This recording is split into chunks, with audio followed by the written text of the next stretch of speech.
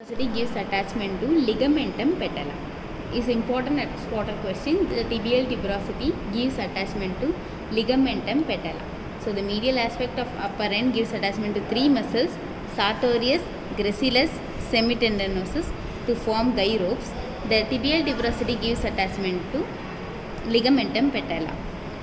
On the lower end, we already discussed this inferior surface articulates with talus of dorsal bone to form ankle joint. On the lateral surface articulates with fibula to form inferior tibiofibular joint. Along the interosseous border, interosseous membrane get attached with joint between the tibia and fibula. That's all about tibia. Now we will move to fibula.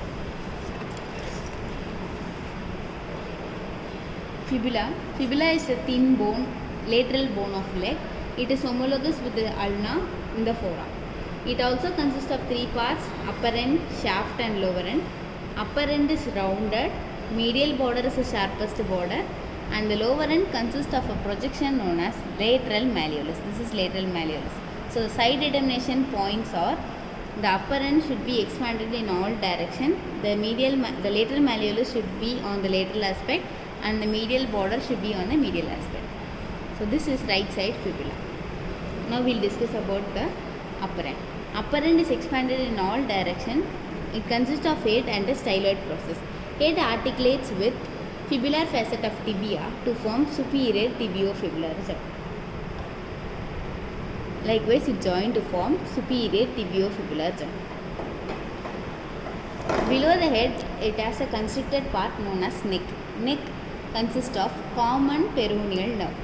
Injury to the fibula causes injury to the nerve, leads to foot drop. The shaft has many variations.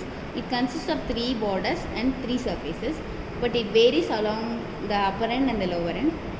The three borders are anterior border, medial border and posterior border. Anterior border, medial border, posterior border. Three surface: medial surface, lateral surface, posterior surface.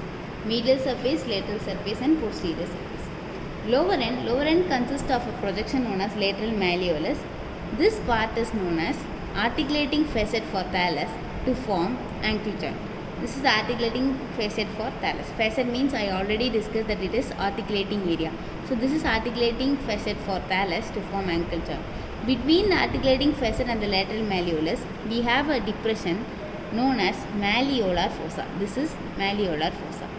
So that's all about fibula. Fibula does not take part in knee joint and it violates the law of ossification. The epiphysis appears first and fuses last in fibula. Now we will discuss about the tarsal bones.